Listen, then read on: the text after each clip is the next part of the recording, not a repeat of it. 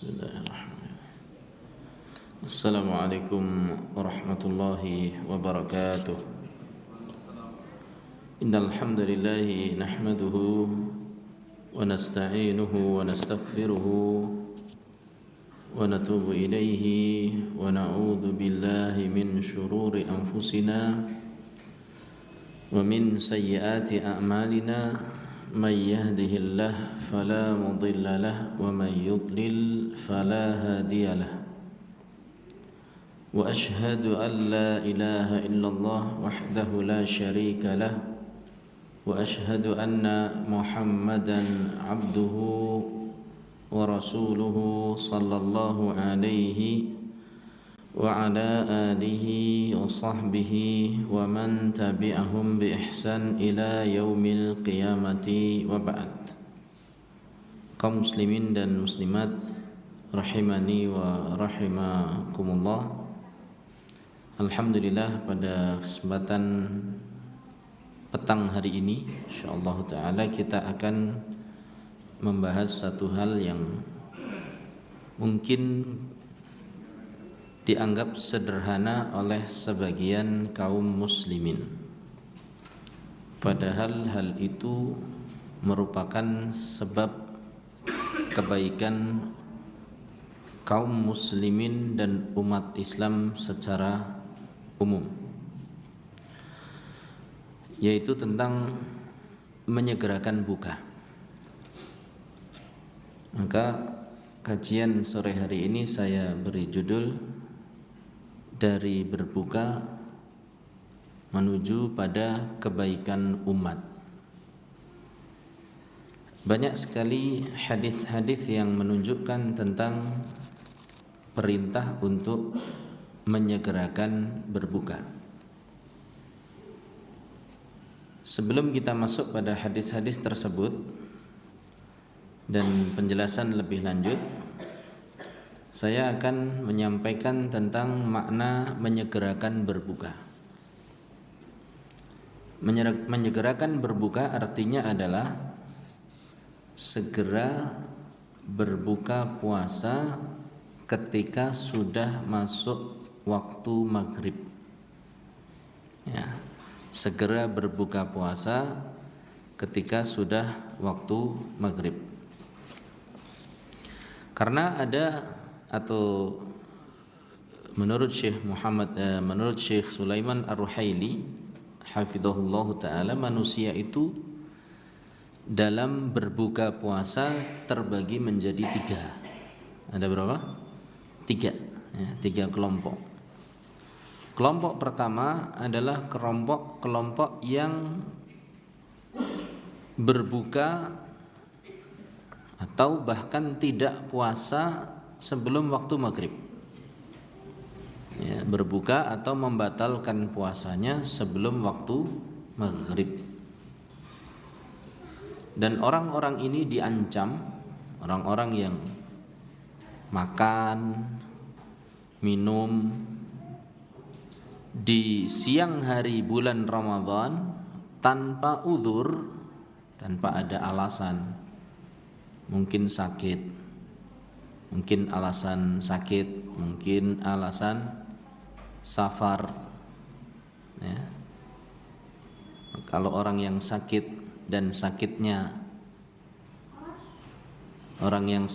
dan apabila dia berpuasa menyebabkan sakitnya semakin bertambah parah, atau dia merasa kesulitan untuk berpuasa, maka dia boleh untuk berbuka. Demikian juga orang yang safar. Orang yang safar maka boleh baginya untuk berbuka, ya. Meskipun mungkin safarnya itu safar yang mudah. Yang jelas sifat safarnya adalah safar yang mubah meskipun mudah. Safar mubah itu ya safar menuju satu tempat, misalnya untuk berkunjung ke rumah teman, ini mubah. Dan meskipun mudah itu dari berangkat sampai ke tempat tujuan cuma duduk pakai AC. kemudian turun langsung naik Grab, naik apa? Cek online, ya. Dari rumah ke stasiun juga demikian, ada yang nganter sampai dekat kereta duduk medingkring, ya. Kemudian apa? AC, kemudian di sana sudah ada yang jemput, walaupun safarnya mudah, asalkan mubah, safar yang tujuannya mubah, berkunjung ke rumah teman, berkunjung ke rumah saudara, apalagi saudara yang ada hubungan kerabat, berarti ini masuknya silaturahim, bukan hanya mubah tapi masyru'. Boleh dia berbuka, ya, meskipun safarnya mudah. Bahkan Syekh Shalih Fauzan ketika ditanya tentang orang yang safar, apakah dia tetap melanjutkan puasanya ataukah dia berbuka, kata beliau, Allah itu mencintai kalau rukhsahnya diambil, keringanannya apa? Diambil. Innallaha yuhibbu an tu'khadha rukhsasuhu, sesungguhnya Allah Subhanahu wa taala suka kalau rukhsah dan keringanannya itu diambil. Maka al-afdal an yuftir, menurut beliau afdalnya itu ya berbuka. Nah, orang-orang yang berbuka puasa sebelum waktu berbuka, sebelum waktu maghrib, dengan alasan syar'i, maka ini tidak masuk pada kelompok pertama. Ya, kita ulangi bahwa manusia itu ada 3 kelompok. Kelompok pertama, orang yang berbuka dari puasanya tanpa uzur sebelum waktu maghrib, tidak ada alasan untuk berbuka. Maka yang kelompok pertama yang seperti ini diancam dengan ancaman yang sangat dahsyat. Karena Rasul sallallahu alaihi wasallam melihat di dalam mimpinya orang-orang mu'allaquna ala araqibihim. Beliau sallallahu alaihi wasallam melihat banyak orang yang digantung di urat kaki mereka, araqib. Araqib itu kalau bapak-bapak biasa gantung kambing, gantungnya terbalik, kepalanya di bawah apa di atas ya? Di bawah. Malah kadang sudah tidak ada kepala, sudah dipotong di bawah. Nah, dia digantung di urat kaki belakang, betul? Ingat cara gantungnya? Ada tulang sama otot kuat sekali itu. Nah, arokib itu otot yang kuat itu. Itu kalau pada kambing. Kalau pada manusia, sedingin apa nih? Kencet. Ya Pak. Ini betul. Otot besar ini, bukan yang daging ini loh. Otot yang nyambungkan antara tumit dengan kempol, betul. Di belakang mata kaki itu ada otot kuat itu. Nah, itu digantung di araqib. Sama dengan Rasul sallallahu alaihi wasallam dulu ketika beliau hijrah dan berdakwah ke Taif. Di dalam satu riwayat beliau dilempari batu sampai araqibnya berdarah. Dan otot ini kuat sekali. Sampai araqib beliau, otot besar di pangkal kaki ini atau di ujung kaki namanya, di ujung kaki itu sampai robek, berdarah-darah. Dan tentu otot seperti itu kalau luka sakit sekali. Sallallahu alaihi wasallam. Nah, suatu saat beliau menceritakan, saya melihat di dalam mimpi banyak sekali orang yang digantung di otot-otot kaki mereka. Kakinya di atas, mulutnya di bawah. Dan mengalirlah darah dari rahang mereka. Tasiludam min asdaqihim. Jadi dari rahang mereka mengalir darah. Kemudian dia pun bertanya Rasul sallallahu alaihi wasallam kepada malaikat Jibril, siapakah mereka? Maka dikatakan kepada Rasul sallallahu alaihi wasallam, humul ladzina yuftiruna qabla waqtih. Mereka adalah orang-orang yang suka tidak berpuasa, suka membatalkan puasa sebelum waktunya. Yang membatalkan puasa dan tidak berpuasa sebelum waktunya termasuk adalah orang yang berbuka kecepatan dengan sengaja. Ya. Harusnya buka jam berapa? 6.10 menit. Ya, sekarang jam berapa? 6:05. Maka sengaja berbuka jam 6. Wis pokoke angger wis jam 6 iki ya jelas buka. Atau hanya sekedar ngawasi lowo mabur. Kenapa? Kelelawar. Sekarang masih ada adat seperti itu enggak ya? Dulu waktu saya kecil dibilangi sama orang tua, pokoknya nek buka iki nek wis ana lowo mabur. Jadi biasanya kita mandangi langit perembun. Ya. Ngenteni buka di rel sepur. Yang dipandang mana? Gedong Bobrok. Ya, di belakang SMP Bakti Mulia. Jadi SMP Negeri 1 nyebrang itu ada SMP Bakti. Nah, di belakang SMP Bakti itu ada Gedong Bobrok. Dari arah sana itu biasanya muncul kelelawar. Banyak sekali ribuan. Lah pokoknya kalau ada sudah kelelawar mabur, itu tandanya apa? Maghrib. Riyen ngoten niku mboten. Sakniki nek sing usil lawane diplintengi. Ben rada gasik mabure. Nah, padahal tahu bahwasanya kelelawar terbang itu belum tentu menunjukkan apa? Waktu. Bisa saja dia lebih awal. Terus yang jadi patokan itu apa? Jadwal adzan, jadwal sholat 5 waktu yang telah ditetapkan oleh pemerintah setempat atau lembaga-lembaga yang berwenang dalam hal penentuan jadwal waktu sholat. Itu bisa jadi patokan. Nah, orang-orang ini sengaja sebelum maghrib sengaja buka.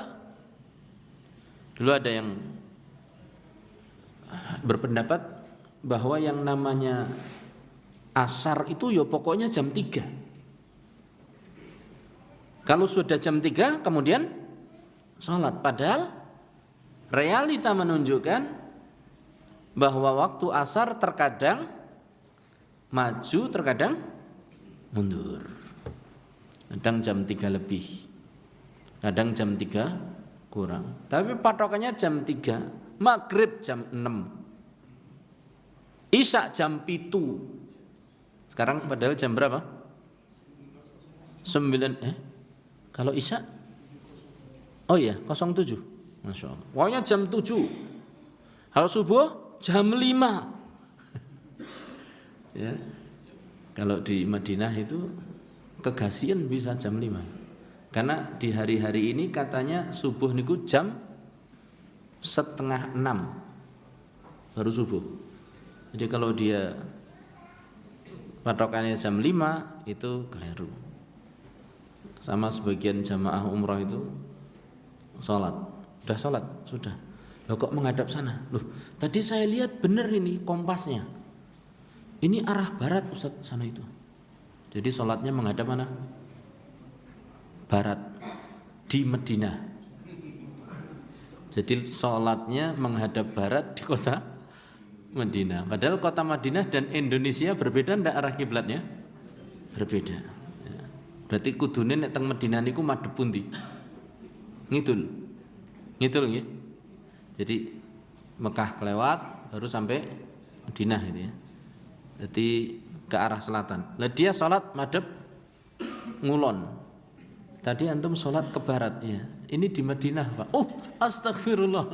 Ya diulangi dulu sholatnya. Wong dia nggak tanya-tanya dulu. Baik. Nah, ini ada orang-orang yang memang sebelum waktu maghrib sengaja berbuka, maka termasuk golongan yang pertama. Itu orang-orang yang akan disiksa. Termasuk juga yang berbuka itu adalah orang yang baru beberapa hari puasa, kemudian setelahnya tidak puasa lagi. Puasanya mung 10 dino. Kemudian terasa apa? Berat, bosen. Berat dan bosen. Hilang iman di dalam dirinya. Dalam arti tidak merasa terpanggil lagi dengan panggilan keimanan. Ya ayyuhalladzina amanu kutiba alaikumussyiyam. Udah nggak peduli pokoknya. 10 hari puasa sudah blas, nggak puas. Ini masuk golongan yang pertama. Itu orang-orang yang segera berbuka tapi belum waktunya. Dan diancam oleh Allah Subhanahu wa taala melalui lisan Rasul sallallahu alaihi wasallam, diterangkan bahwasanya mereka akan digantung dalam keadaan terbalik. Nasallallahu alaihi wal afiyah. Kayak nanti kalau di akhirat lihat orang-orang diikat dalam kondisi terbalik dan rahangnya mengeluarkan apa?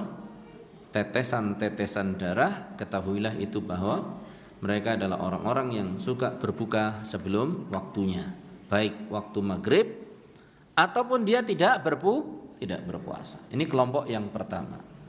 Kelompok yang kedua, kelompok yang mengundurkan berbuka sampai malam betul-betul gelap.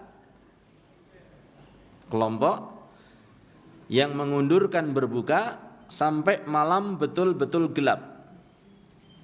Mulai kelihatan bintang mega merah di arah mana? Barat sudah hilang. Namanya asyafaq.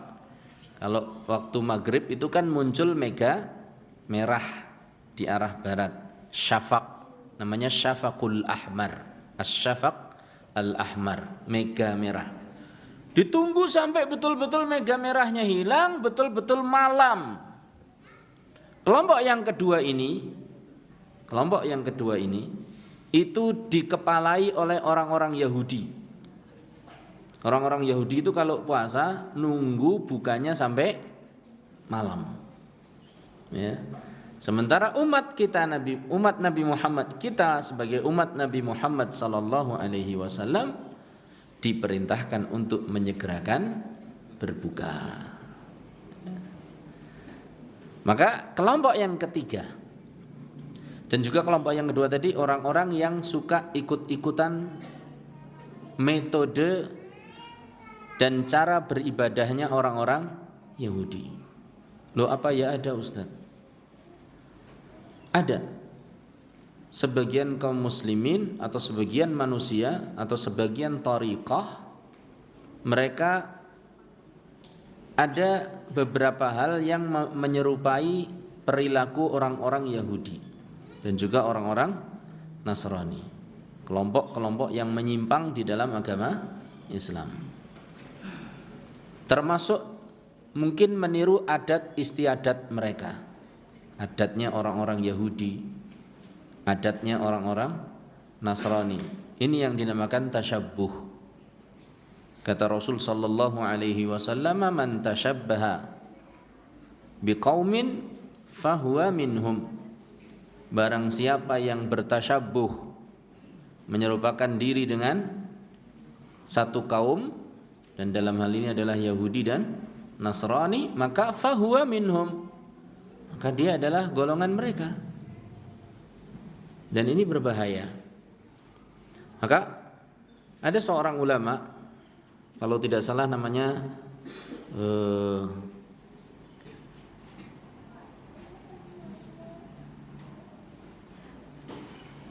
saya lupa namanya, tapi Al-Hambali, beliau ulama dari kalangan Hambali. Beliau mengatakan, Idza aratta an ta'rifa Islam zamanika, kalau kau ingin, Ibnu Aqil Al-Hambali namanya, ulamanya namanya Ibnu Aqil Al-Hambali. Saya tidak tahu ini Ibnu Aqil yang memiliki syarah terhadap matan Alfiyah ataukah bukan. Yang namanya Ibnu Aqil. Ibnu Aqil Al-Hambali berkata rahimahullah taala, Ida aratta an ta'rifa islama zamanika, kalau kau ingin mengetahui kadar keislaman di zamanmu, kalau kau ingin mengukur, mengetahui kadar keislaman di zamanmu, fala tandur, maka jangan hanya sekedar perhatikan izdihamihim inda abwabil masajid, jangan hanya sekedar memperhatikan berduyun-duyunnya mereka di pintu-pintu masjid, berdesak-desakannya mereka di pintu-pintu masjid. Wah, masjidnya rame. Jangan itu yang jadi patokan. Wala biqaulihim labbaik, jangan pula hanya sekedar dengan banyaknya orang yang melakukan umroh ataupun haji. Biasanya yang mengucapkan labbaik siapa? Orang yang umroh ataupun orang yang haji. Saya ulangi. Beliau mengatakan, apabila engkau ingin mengukur keislaman zamanmu, jangan kau hanya lihat dari berduyun-duyunnya, berdesak-desakannya mereka di pintu-pintu masjid. Jangan pula dilihat dari banyaknya orang yang pergi umroh ataupun haji. Jangan itu saja. Walakin dzur, tapi coba perhatikan, mada muwata'atihim bi'a'daihim, seberapa jauh mereka itu menyerupai musuh-musuh Islam. Itu yang jadi patokan. Kenapa? Ternyata banyak orang yang masuk ke dalam masjid, memang yang dilakukan itu adalah tasyabbuh dengan orang Yahudi ataupun orang Nasrani. Yang mereka kerjakan itu adalah tasyabbuh. Jadi berduyun-duyunnya itu adalah untuk sebuah acara yang hakikatnya tasyabbuh dengan Yahudi dan Nasrani. Contoh tasyabbuh itu apa? Contoh tasyabbuh dalam masalah akidah Yahudi dan akidah Nasrani adalah al-ghuluwu fis salihin. Apa itu ghuluwu fis salihin? Berlebih-lebihan dalam bersikap terhadap orang soleh. Realita atau nyata? Sering kita dengar. Ramai di masjid. Ternyata apa? Untuk melakukan ghulu terhadap orang soleh. Dan orang solehnya sudah meninggal. Jadi kedatangan mereka, sebagian saudara-saudara kita, ke dalam masjid, intinya adalah untuk bersikap ghulu. Mungkin banyak di antara mereka belum paham apa itu ghulu. Melampaui batas dalam bersikap terhadap orang-orang saleh. Ya. Itu di antaranya. Oh, ternyata mereka berduyun-duyun adalah untuk bersikap ghulu. Ini penyimpangan. Dan ini tasyabbuh. Tasyabbuh dengan orang-orang sebelum kita, yaitu orang-orang Yahudi dan Nasrani. Di mana orang-orang Yahudi dan Nasrani mereka mengatakan bahwasanya Nabi Isa adalah anaknya Allah. Uzair adalah anak-anaknya Allah. Qalatil yahudu Uzairu ibnillah. Wa qalatin nasara Isa ibnillah, atau Isa ibnullah. Uzairu ibnullah. Wa qalatil yahudu Uzairu ibnullah. Wa qalatin nasara Isa ibnullah. Orang-orang Yahudi mengatakan Uzair itu anaknya Allah. Orang-orang Nasrani mengatakan Isa itu anaknya Allah. Ini ghulu. Jadi berdesak-desakannya mereka di dalam masjid bukan sebagai patokan ukuran keislaman di zaman kita. Walaupun kita tetap patut berbahagia dan wajib berbahagia kalau ada masjid makmur. Masjid apa? Makmur, dan menjalankan kegiatan-kegiatan yang sesuai dengan ajaran Nabi Muhammad sallallahu alaihi wasallam. Tapi itu semata tidak bisa dijadikan patokan. Terus patokannya apa? Sejauh mana mereka bertasyabbuh dengan musuh-musuh Islam. Kalau masjidnya rame, hajinya rame, tapi ternyata tasyabuhnya juga masih rame, berarti keislamannya masih belum pada tempatnya. Begitu ibu-ibu? Ya. Kalau masjidnya rame tapi yang hadir juga rame, pripun niku ibu-ibu? Jadi masjidnya rame tapi yang hadir juga rame. Niku berarti apa? Berarti lagi ngobrol. Ngobrolnya nanti. Ma ja'alallahu li rajulin min qalbaini fi jawfi. Kata Allah Ta'ala dalam surat Al-Ahzab, Allah tidak menjadikan ada dua hati di dalam satu tubuh manusia. Berapa hati kita? Satu. Nek ditinggal ngobrol, ilmune bobol. Makanya sesibuk apapun Anda, boleh seperti ibu-ibu mendengarkan taklim sambil ngerajang brambang, boleh enggak? Boleh. Tapi kalau mendengarkan taklim, ngerajang brambang dan ngobrol, pripun dadine? Lolos ilmunya. Tapi kalau hanya bungkusi kemudian sambil dengarkan taklim, itu insya Allah masih bisa. Karena ini kan hanya kerjaan apa? Sing kasat mata bungkusi. Tapi kalau sudah ngobrol itu mikir double.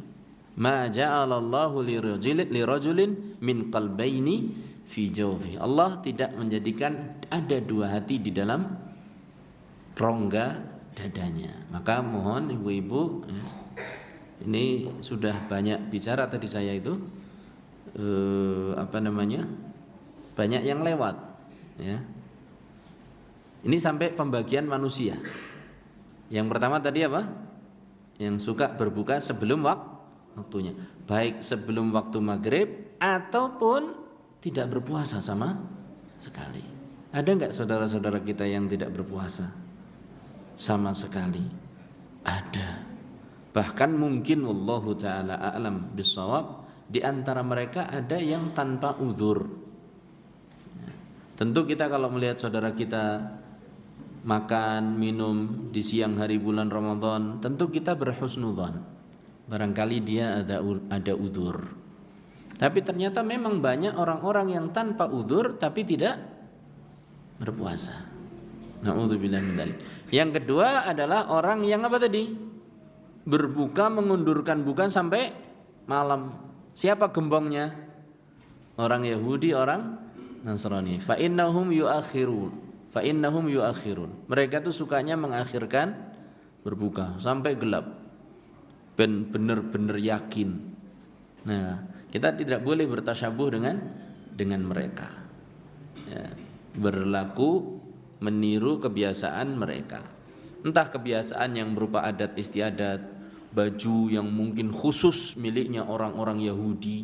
Ada enggak baju yang khusus miliknya orang-orang Yahudi? Kayaknya ada peci nopo? Peci imut. Yang nempel di sini tuh. Ustaz, mereka jenggotan, berarti kita enggak boleh jenggotan. Jenggot itu syariatnya Kanjeng Nabi sallallahu alaihi wasallam. Jadi kita enggak usah nyukur jenggot dalam rangka takut mirip dengan Yahudi. Mereka yang meniru kita. Ya. Nah, dan syariatnya para nabi anbiya juga jenggotan.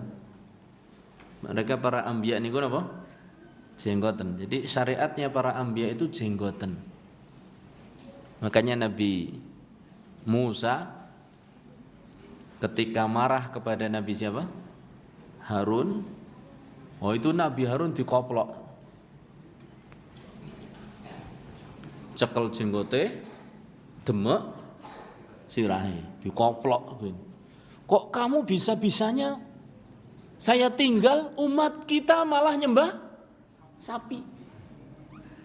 Makanya Nabi Harun mengatakan la ta'khud bi ra'si wala bi lihyati. Wahai Musa, tenang, tolong jangan koplok sirahku, jangan pegang kepalaku, jangan tarik janggutku. Oh itu Nabi Musa ngoplok. Ini menunjukkan bahwa apa? Nabi Harun jenggoten. Ya, Nabi Harun itu jenggoten. Dan kebiasaan kaum pria memang jenggoten. Ya, kebiasaan kaum pria adalah jenggoten, dan itu adat dan jadi syariat, dijadikan syariat di dalam agama Islam. Makanya tidak usah khawatir, itu bukan tasyabuh terhadap orang-orang Yahudi, karena itu syariat Nabi kita Nabi Muhammad sallallahu alaihi wasallam. Dulu para sahabat kalau ingin membedakan Kanjeng Nabi itu di dalam sholat bacaannya muni napa mboten toh? Di dalam sholat sir itu beliau baca apa ndak toh ya? Maka yang dilihat adalah jenggotnya.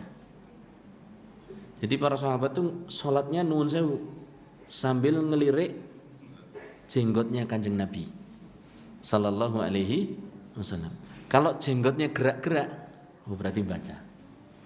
Berarti mereka para sahabat bisa menyimpulkan Kanjeng Nabi itu tetap baca di dalam sholat sirriyah itu dari gerakan jenggot. Lah nek pas mboten nonton jenggote sulit untuk dibedakan.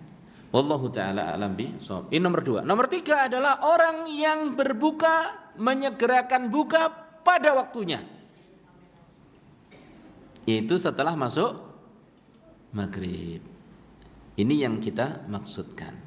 Nah, ada beberapa hadis yang menyebutkan tentang menyegerakan berbuka dan akibatnya, dampak yang didapatkan apabila umat Islam menyegerakan berbuka apa?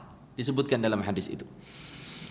Di antaranya adalah hadis Rasul sallallahu alaihi wasallam yang diriwayatkan oleh Ahmad dan disahihkan oleh Syekh Al-Albani rahimahullahu rahmatan wasi'ah. Juga nanti ada riwayat Bukhari dan juga Muslim. Apa kata Rasul sallallahu alaihi wasallam? La tazalu ummati bi khairin. Umatku itu akan senantiasa dalam kondisi baik. Ma'ajjalul iftar, selama mereka menyegerakan berbuka. Selama mereka menyegerakan berbuka. Apa yang dimaksud dengan khair di sini? Insyaallah nanti akan kita terangkan. Riwayat yang kedua yang diriwayatkan oleh Imam Al-Bukhari dan juga Imam Muslim, Rasul sallallahu alaihi wasallam bersabda, "La yazalun nasu bi khair." Umat manusia itu akan tetap berada di dalam kebaikan. Ma'ajjalul fitra, selama mereka mendahulukan fitr, menyegerakan fitr, menyegerakan berbuka. Dari dua hadis ini dan masih banyak hadis-hadis yang lainnya yang menunjukkan hal itu, bahwa menyegerakan berbuka itu adalah syariat Nabi Muhammad sallallahu alaihi wasallam yang sering kita sebut sebagai sunnah, yaitu ajaran Kanjeng Nabi Muhammad sallallahu alaihi wasallam. Apa akibat apabila apa yang didapatkan oleh umat Islam apabila mereka menyegerakan berbuka? Kata Rasul sallallahu alaihi wasallam, la tazalu ummati bi khair. Mereka akan senantiasa dalam kebaikan. Kebaikan apa yang dimaksud di sini? Kebaikan yang dimaksud di sini adalah ittiba'us sunnati Rasulillah sallallahu alaihi wasallam. Mereka berada sesuai sunnah Nabi Muhammad sallallahu alaihi wasallam. Jadi orang yang menyegerakan berbuka begitu masuk waktu maghrib berarti dia di atas sunnah. Dia berada di atas ajaran Nabi Muhammad sallallahu alaihi wasallam. Karena Rasul sallallahu alaihi wasallam bersabda, "Idza aqbala al-lailu min hahuna wa adbara an-naharu min hahuna wa gharabatis syamsu faqad aftara as-shaim." Kalau malam sudah datang, siang sudah terbenam dan matahari sudah terbenam, maka itulah waktu orang puasa untuk berbuka. Terus apa kebaikan orang yang mengikuti Rasulullah sallallahu alaihi wasallam? Banyak. Di antaranya adalah yang disebutkan oleh Allah Subhanahu wa taala, "Qul in kuntum tuhibbunallaha fattabi'uni." Katakanlah wahai Muhammad sallallahu alaihi wasallam, kalau kalian betul-betul cinta kepada Allah, ittabi'uni, ikuti ajaranku. Berarti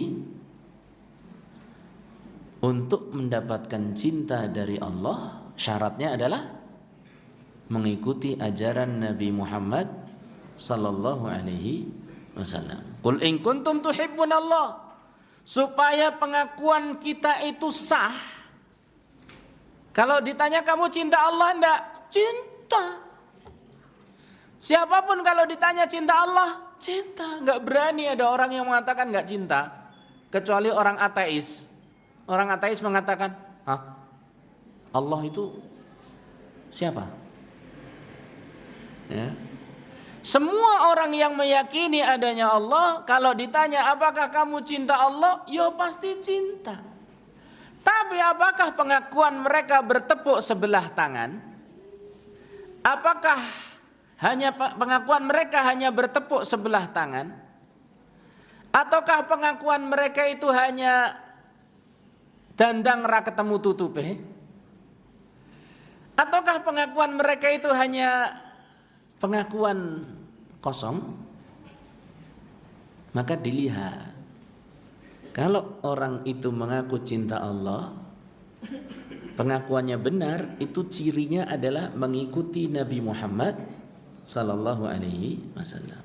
Kalau sudah mengikuti kanjeng Nabi Muhammad sallallahu alaihi wasallam, entah itu dalam sholat, entah itu dalam puasa, entah itu dalam berwudu, entah itu dalam berakhlak, entah itu dalam berakidah, beribadah, bermuamalah, mengikuti kanjeng Nabi Muhammad sallallahu alaihi wasallam dalam berakidah, dalam beribadah, dalam bermuamalah, dalam berakhlak, apa yang akan didapatkan? Mengikuti kanjeng Nabi Muhammad sallallahu alaihi wasallam dalam berbicara, dalam diamnya, dalam geraknya, dalam sikapnya, dalam berbukanya. Begitu tung rung tung tung istilahnya ya. Nah, sebagian tempat itu mengisyaratkan buka itu dengan apa? Kentrong. Tapi kaidahnya bukan kentrong ataupun beduk ya. Kaidahnya adalah waktu. Waktunya sudah masuk atau belum? Kalau sudah masuk, itulah saat berbuka. Meskipun belum ada yang adzan, meskipun belum ada yang adzan. Tapi kalau waktu sudah masuk, maka sudah boleh berbuka. Baik. Apakah dia sudah mengikuti Rasul sallallahu alaihi wasallam dalam bersikap pada kedua orang tua, bersikap kepada tetangga, bersikap kepada suami, bersikap kepada istri, bersikap kepada anak, bersikap kepada guru, bersikap kepada murid? Apakah orang itu sudah mengikuti Nabi Muhammad sallallahu alaihi wasallam dalam sahurnya, dalam berbukanya. Di mana Rasul sallallahu alaihi wasallam menyegerakan berbuka. Kalau sudah sesuai, apa yang akan mereka dapatkan? Kebaikan. Kebaikan. Apa itu? Di ayat tadi dilanjutkan. Qul in kuntum tuhibbunallaha fattabi'uni yuhibbukumullah. Kalau kalian sudah mengikuti Nabi Muhammad sallallahu alaihi wasallam dalam cara berbuka, yaitu bersegera, maka Allah niscaya akan mencintai kalian. Yuhibbukumullah. Kalau kau berakidah sebagaimana akidahnya Rasulullah sallallahu alaihi wasallam, yuhibbukumullah. Kalau kau beribadah sebagaimana ibadahnya Rasulullah sallallahu alaihi wasallam, yuhibbukumullah. Kalau kau bermuamalah sebagaimana muamalahnya Nabi Muhammad sallallahu alaihi wasallam, yuhibbukumullah, niscaya Allah akan mencintai kalian.